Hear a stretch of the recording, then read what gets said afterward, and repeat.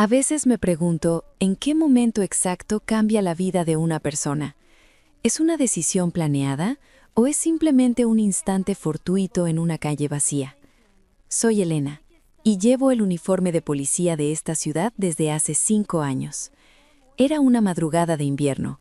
La densa niebla envolvía las calles empedradas de nuestra vieja ciudad colonial y la humedad se calaba hasta los huesos. Acababa de terminar un turno de 12 horas. Mis botas pesaban como plomo y el cansancio me nublaba la vista. En mi bolsillo apretaba unos pocos billetes arrugados. Era todo lo que me quedaba para comprar la medicina del corazón de Mateo, mi hermano menor. Su rostro pálido y su voz débil pidiéndome perdón por ser una carga eran el único motor que me mantenía en pie cada noche. Estaba a punto de cruzar el callejón de San Marcos para acortar camino a casa, cuando un ruido rompió el silencio de la madrugada. No era el maullido de un gato callejero, era un gemido reprimido, y luego una voz cargada de arrogancia. ¿Estás ciego, viejo estúpido? Estos zapatos cuestan más que toda tu miserable vida. Mi cuerpo reaccionó antes que mi mente. El instinto policial que heredé de mi padre me hizo pegar la espalda a la pared húmeda y asomarme con sigilo. A la luz parpadeante de una farola rota, vi a un anciano acorralado contra el muro. Llevaba una chaqueta raída, demasiado fina para aquel frío. Frente a él, 2 matones jóvenes. Uno de ellos era Carlos, el hijo consentido de un cacique local intocable. Llevaba ropa de diseñador y una sonrisa cruel en los labios. Le habían arrebatado la cartera al anciano, vaciando su pobre contenido sobre los adoquines mojados. El viento esparció unos pocos billetes gastados. El anciano, con las manos temblorosas y los cristales de sus gafas rotos, se agachó torpemente para intentar recuperarlos.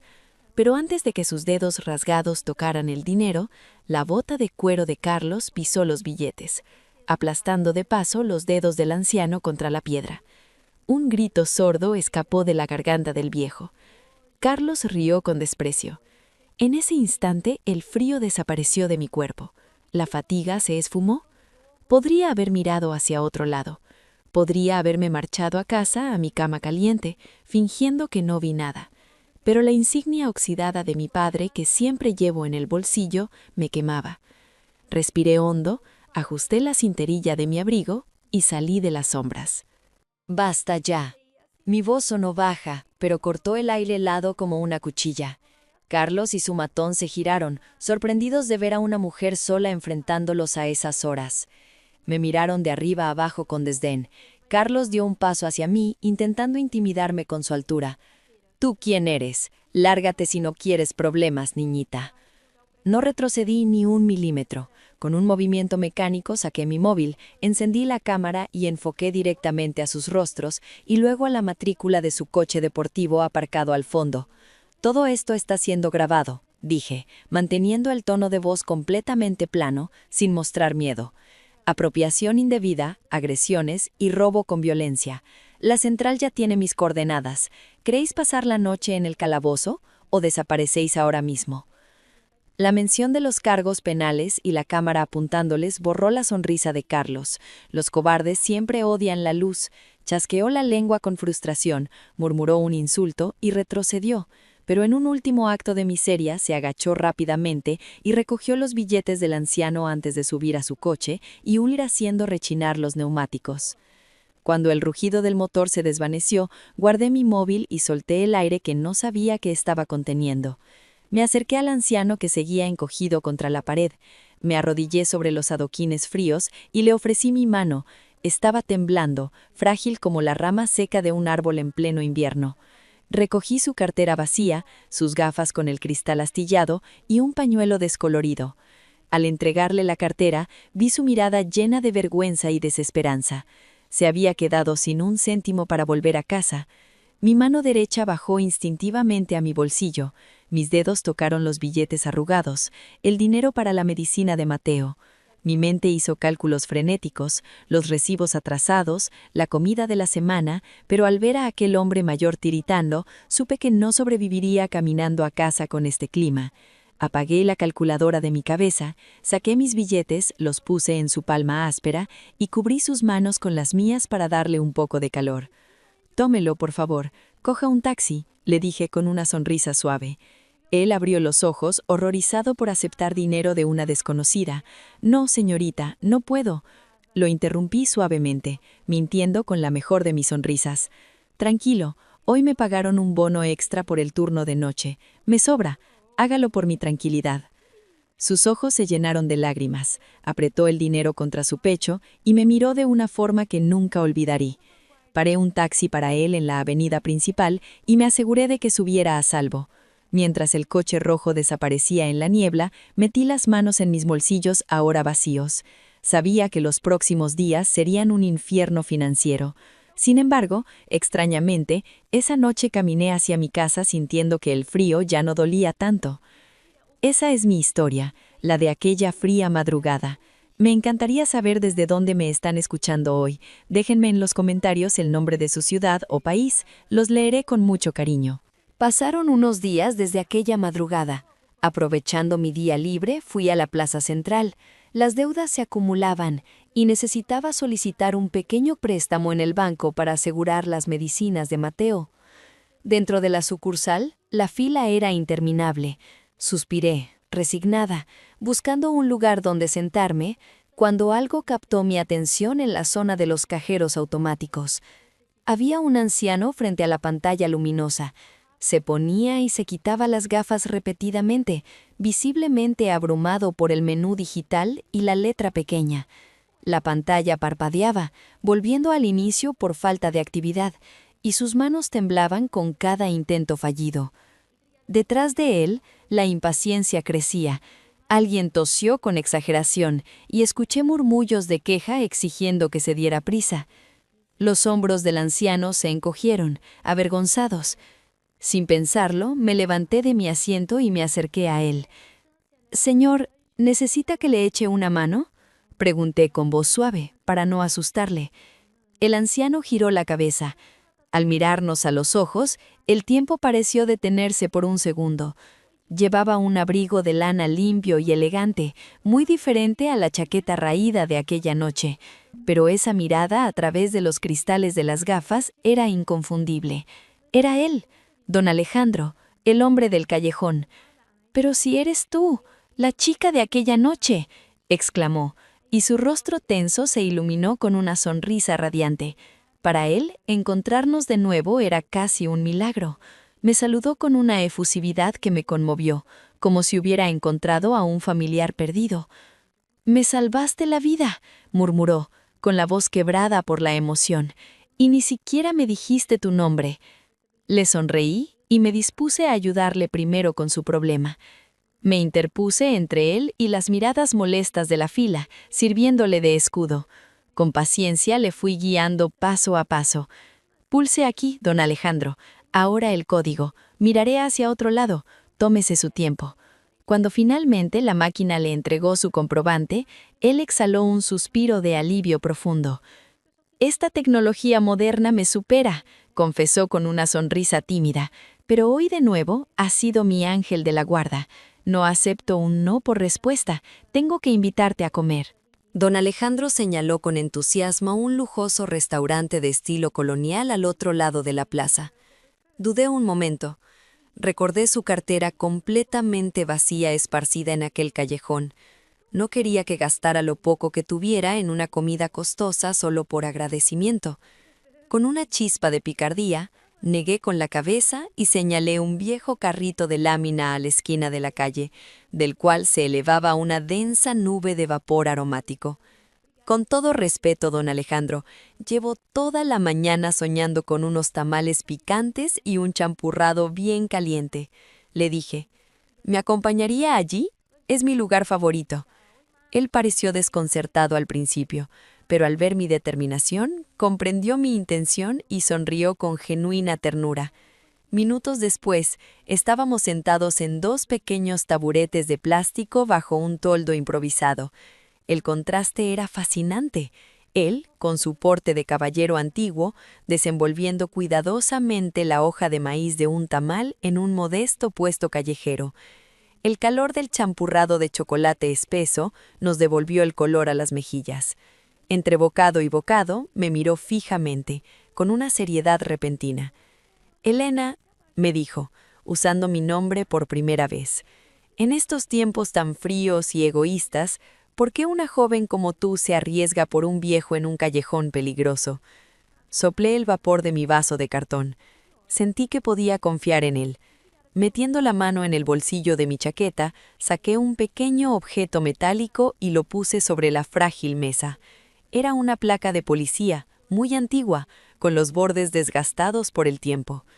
«Soy policía, don Alejandro», confesé suavemente. Estaba de paisano aquella noche. Él dejó de comer. Sus ojos se abrieron con asombro mientras observaba la placa. «Esta placa era de mi padre», continué, acariciando el metal frío. «Él patrulló estas mismas calles durante 30 años. Nunca fue ascendido, nunca fue famoso, pero cuando alguien en el barrio tenía un problema, acudían a él». Levanté la vista hacia los ojos de don Alejandro. Cuando él murió, encontré su vieja libreta de notas. En la primera página, escrita con trazos firmes, había una sola palabra: justicia. Mi voz tembló un poco, pero me mantuve firme. Me hice policía para heredar esa palabra, para ser la pequeña fuerza de alguien que no tiene ninguna. Por eso no podía dejarle solo aquella madrugada. El silencio envolvió a nuestra pequeña mesa bajo el toldo. Don Alejandro no dijo nada al principio, simplemente extendió su mano arrugada y apretó la mía con una fuerza sorprendente. Vi cómo sus ojos se humedecían, brillando con una mezcla de respeto y una profunda determinación que yo aún no lograba comprender. «Tu padre», dijo, finalmente con la voz ronca, «habría estado inmensamente orgulloso de ti, Elena». Terminamos nuestro desayuno callejero entre risas discretas y promesas de volver a vernos. Nos despedimos en la acera.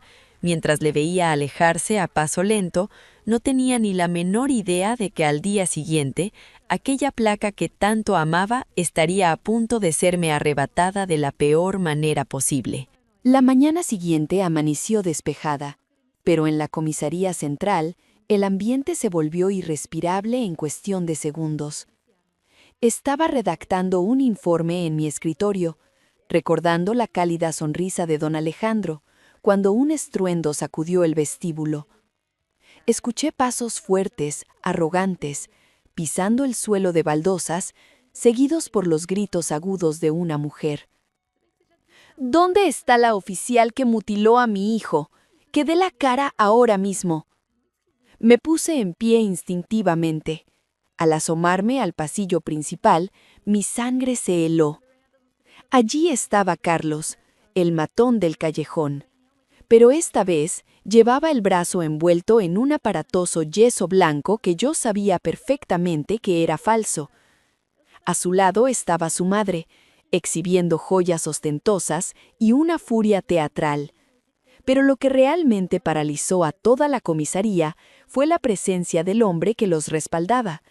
Don Ricardo, el cacique más temido de nuestra región, dueño de medio pueblo y con influencias que llegaban hasta las esferas más oscuras del poder. El capitán Morales, el jefe de nuestro distrito, salió a toda prisa de su despacho. Morales era un hombre que siempre nos exigía mano dura, pero al ver a don Ricardo, su postura se encorvó de inmediato. La autoridad en su rostro fue reemplazada por una sonrisa servil y cobarde. «Don Ricardo, qué honor y qué sorpresa tenerle aquí. ¿En qué podemos servirle?». Carlos levantó su brazo sano y me señaló directamente con el dedo, clavando sus ojos llenos de malicia en los míos. «Es ella, papá. Ella fue la que me amenazó anoche, ocultando su placa y usando fuerza policial desproporcionada para robarme». La mentira era tan absurda y grotesca que sentí náuseas. Don Ricardo dio un paso al frente, ajustándose el reloj de oro, y miró al capitán Morales con una frialdad que helaba la sangre. «¿Desde cuándo pagamos impuestos para que sus perros rabiosos ataquen a mi familia, capitán?». El capitán Morales palideció. Sabía perfectamente que su puesto, e incluso su vida acomodada, dependían del humor de ese hombre. Morales se giró hacia mí. Sus ojos no buscaban la verdad, solo buscaban a quién sacrificar. «Elena, ¿qué demonios significa esto?», gritó, haciendo eco en las paredes de piedra del edificio. Di un paso adelante, intentando mantener la voz firme. «Capitán, todo es una mentira. Tengo la grabación en mi teléfono. Él estaba agrediendo a un anciano para robarle». Pero antes de que pudiera sacar mi móvil, Morales me interrumpió con un rugido ensordecedor. «¡Silencio! ¿Te atreves a difamar a la familia de don Ricardo?». Morales acortó la distancia entre nosotros, señalándome con el dedo tembloroso por la ira y el miedo. «Escúchame bien, Elena. Te vas a arrodillar ahora mismo y le vas a pedir perdón a este muchacho, y luego vas a vaciar tu taquilla y me entregarás tu placa y tu arma. Estás despedida». Las palabras cayeron sobre mí como una losa de cemento. Despedida, arrodillarme.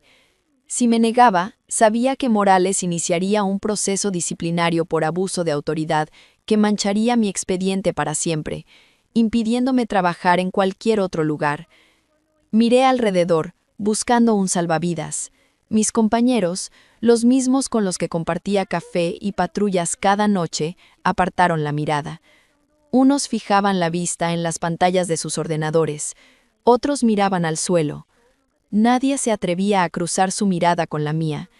Estaba completamente sola en el centro de aquella comisaría abarrotada. Apreté los puños con tanta fuerza que mis uñas se clavaron en las palmas de las manos. Metí la mano en el bolsillo y mis dedos rozaron la vieja placa de mi padre. Ese trozo de metal, que siempre había sido mi orgullo y mi brújula, de repente pesaba toneladas. ¿De qué servía la palabra justicia si un hombre con dinero podía aplastarla chasqueando los dedos? Carlos sonreía de lado, disfrutando de mi humillación. Una lágrima solitaria, de pura impotencia y rabia, resbaló por mi mejilla izquierda, pero me negué a limpiarla. No me arrodillé, no dije una sola palabra.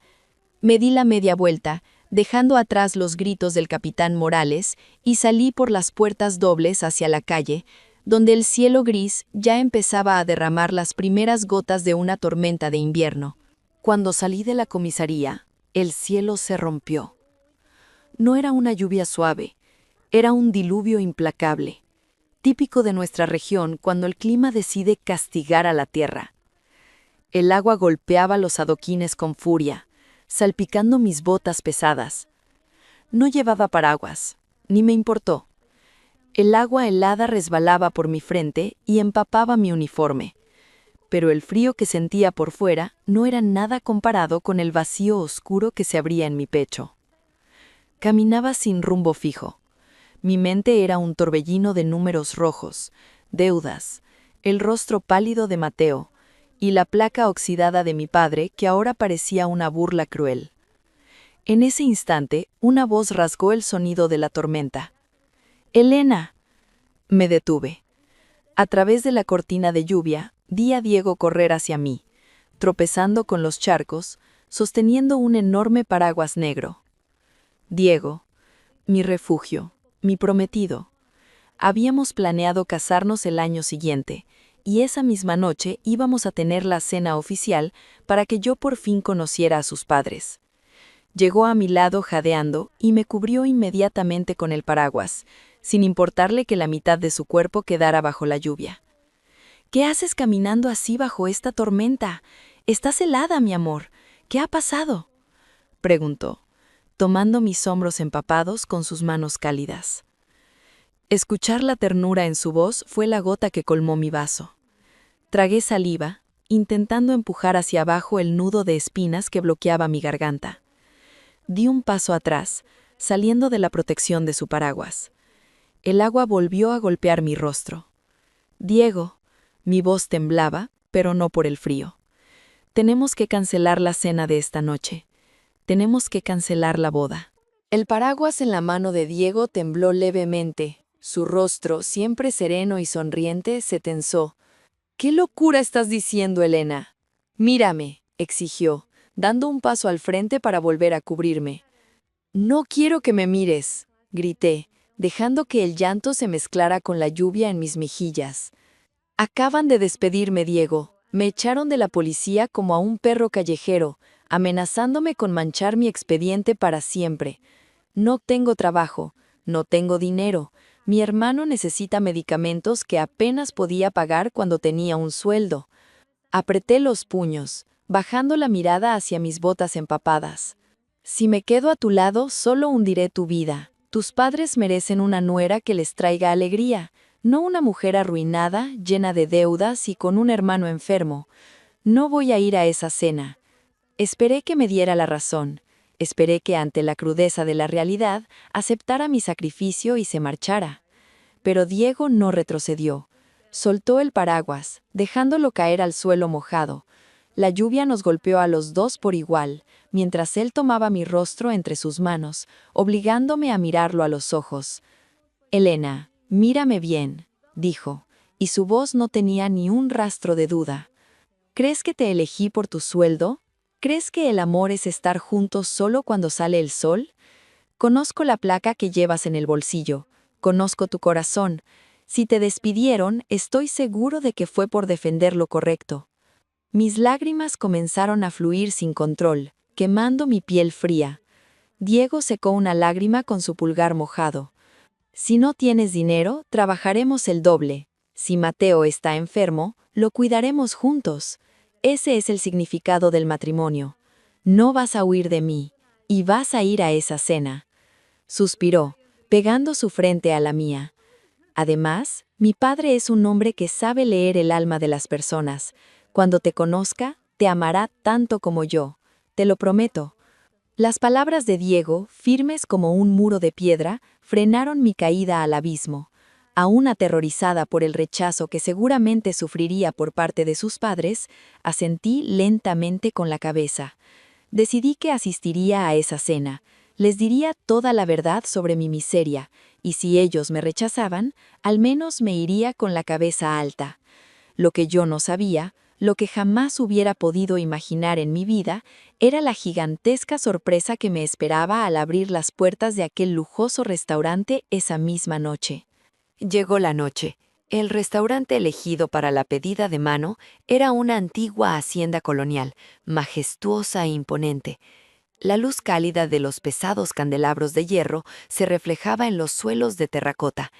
El sonido del agua cayendo de la fuente en el patio interior me hacía sentir aún más pequeña e indigna de estar allí. Diego apretó mi mano sudorosa mientras caminábamos hacia el salón privado.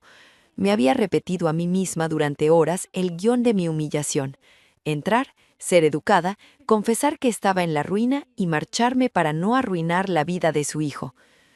Cuando el camarero abrió las altas puertas de madera tallada, mantuve la mirada clavada en el suelo. «Buenas noches, soy Elena», dije, haciendo una leve reverencia, con la voz temblando. «Elena, cariño, levanta la cabeza», susurró Diego, animándome. Respiré hondo, preparándome para las miradas frías y evaluadoras de mis futuros suegros. Levanté la vista. Y entonces, mi mundo entero se detuvo. En la cabecera de aquella elegante mesa larga, vestido con un impecable traje oscuro que le daba un aire de poder absoluto, estaba sentado un hombre al que yo había visto temblando de frío en un callejón oscuro, el mismo hombre con el que había comido tamales en un carrito callejero. «¿Don Alejandro?», tartamudeé, sintiendo que el aire abandonaba mis pulmones. La taza de porcelana que él sostenía se detuvo a medio camino de sus labios. Sus ojos, detrás de las gafas, se abrieron de par en par. Por un segundo reinó un silencio absoluto, hasta que él dejó la taza en el patillo con un golpe seco. Se levantó de golpe y soltó una carcajada profunda y resonante. «Dios santo, es ella, mi ángel del callejón», exclamó, rodeando la mesa a paso rápido. «Diego, muchacho, ¿esta es la mujer con la que te vas a casar? Es la misma oficial que me salvó la vida y me dio su último dinero». Diego y su madre estaban atónitos. Mi suegra se llevó las manos a la boca, con los ojos llenos de lágrimas, y vino a abrazarme. «Él no ha dejado de hablar de ti», lloriqueó ella, estrechándome. «Nunca creímos que encontraríamos a la muchacha que lo ayudó aquella noche». El ambiente, que yo imaginaba frío y hostil, se llenó de repente de una calidez abrumadora. Pero la culpa y la realidad pesaban como plomo en mi conciencia. No podía permitir que me idolatraran sin saber la verdad de mi miseria. Me separé suavemente del abrazo y di un paso atrás. «Don Alejandro, señora, les ruego que me disculpen», dije apretando los puños. «Yo no merezco estar aquí. Soy pobre, mi hermano está muy enfermo y las deudas me ahogan. Y lo que es peor, acaban de despedirme de la policía hoy mismo. Precisamente por haberle defendido a usted, el capitán de mi comisaría me acusó de agredir al hijo del señor Ricardo. Destruyeron mi carrera. No tengo nada que ofrecer a su hijo». Un silencio sepulcral cayó sobre el salón privado. Cerré los ojos, esperando el rechazo, esperando que me pidieran amablemente que me retirara. En lugar de eso, sentí dos manos grandes y firmes envolver las mías, de la misma manera que yo había envuelto las suyas aquella noche de invierno para darle mis billetes. Abrí los ojos. Don Alejandro me miraba no con lástima, sino con un profundo respeto. «Levanta la cabeza, Elena», dijo con una voz baja pero imponente, una voz que exigía ser escuchada. «No es delito ser pobre.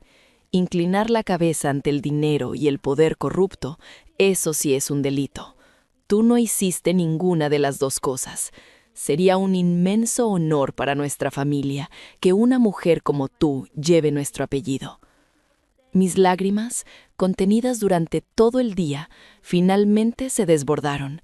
Justo en ese momento de vulnerabilidad, el sonido agudo de mi teléfono móvil rompió el momento. Miré la pantalla. Era el capitán Morales. El pánico me invadió. Instintivamente quise rechazar la llamada, pero don Alejandro me detuvo. «Contesta, pon el altavoz», ordenó. Su rostro afable había desaparecido por completo, reemplazado por la dureza de una roca. Con los dedos temblorosos, acepté la llamada y activé el altavoz. La voz furiosa de Morales inundó la habitación. «Elena, aún no he recibido tu placa en mi mesa. O vienes arrastrándote a pedir perdón a don Ricardo y a su hijo antes de la medianoche, o me aseguraré de que te pudras en la cárcel por abuso de autoridad. Tu carrera está muerta, niñita inútil». El silencio de don Alejandro era aterrador. Extendió la mano y tomó mi teléfono. Acercó el aparato a su boca. No gritó, no levantó la voz, pero cuando habló, el peso de sus palabras hizo temblar el aire a nuestro alrededor. «Habla Alejandro Vargas», pronunció pausadamente, ex magistrado de la Suprema Corte de Justicia de la Nación. Al otro lado de la línea, la respiración agitada de Morales se cortó de golpe.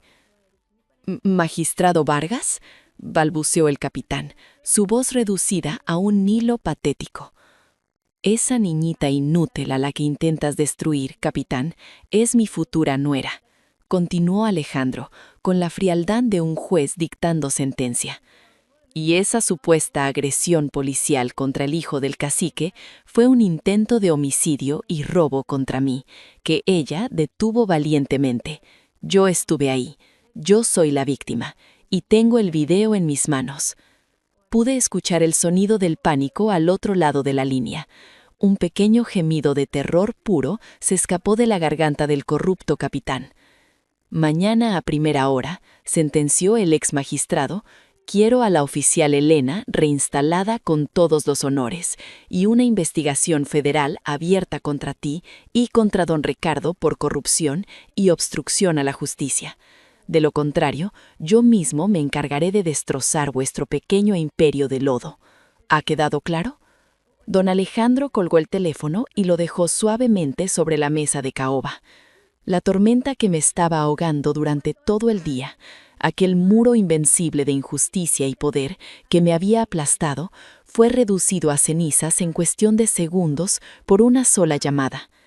Alejandro me devolvió el teléfono con una sonrisa cálida, el rostro de un padre amoroso otra vez.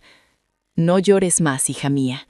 La justicia, la misma que amaba a tu padre, aún existe». Los días que siguieron a aquella cena fueron un torbellino de justicia implacable. La influencia de don Alejandro, forjada durante décadas de rectitud en los tribunales, demostró que la verdadera autoridad no necesita gritar. El capitán Morales fue destituido de inmediato y se enfrentó a cargos penales por corrupción. Carlos y su arrogante padre, don Ricardo, vieron cómo su pequeño imperio de impunidad se desmoronaba bajo el peso de una investigación federal. Cuando regresé a la comisaría, fui recibida con una ovación. Los mismos compañeros que habían bajado la mirada por miedo, ahora me aplaudían con un respeto profundo. No les guardé rencor. Sabía que el miedo paraliza y que a veces solo hace falta que una persona encienda una cerilla para iluminar la oscuridad de todos. Volví a prender la vieja placa de mi padre en mi uniforme, y esta vez brillaba más que nunca. Pero el mayor milagro no fue recuperar mi trabajo o mi honor. El mayor milagro tuvo lugar unas semanas después en las asépticas salas de un hospital de la capital. Don Alejandro, moviendo cielo y tierra, contactó al mejor cirujano cardiovascular del país para que operara a mi hermano Mateo, haciéndose cargo de absolutamente todos los gastos. Cuando Mateo despertó de la anestesia, me tomó de la mano y me dijo con una voz que por primera vez sonaba fuerte: «Elena, ya no me duele el pecho». Lloré abrazada a él, sintiendo que por fin, después de tantos años, podía respirar en paz. Pasó el invierno, y con la llegada de la primavera, las campanas de la vieja iglesia de piedra de nuestra ciudad repicaron con fuerza. Llevaba un vestido blanco y sencillo. Al abrirse las pesadas puertas de madera, la luz del sol inundó la nave central. Comencé a caminar por el pasillo.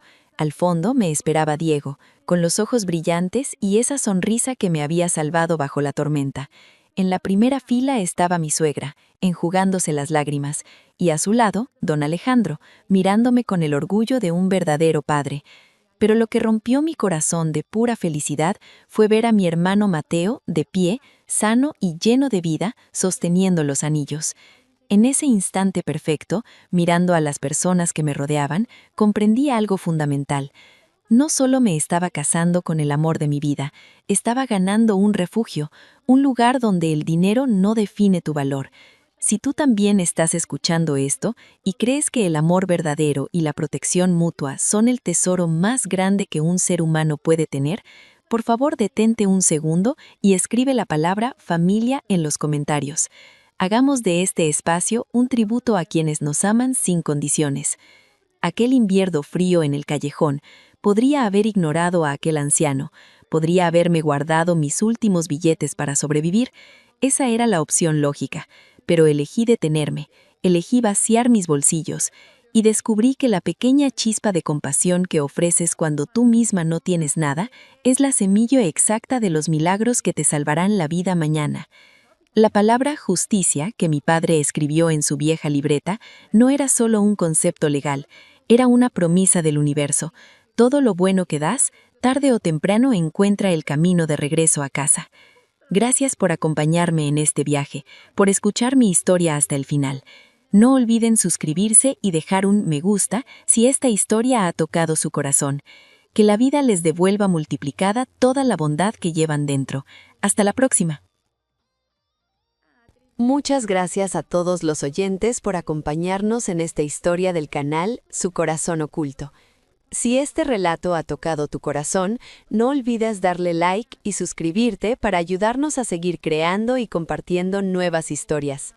También te invitamos a dejar tu comentario contándonos qué piensas sobre este caso y desde qué ciudad o país nos estás escuchando. Nos encantará leerte y sentirte cerca. Queremos recordarte que todo el contenido, los personajes, las imágenes y la voz de este video son ficticios y han sido creados con el apoyo de inteligencia artificial durante el proceso de producción. Gracias de corazón por estar aquí con nosotros y hasta la próxima historia.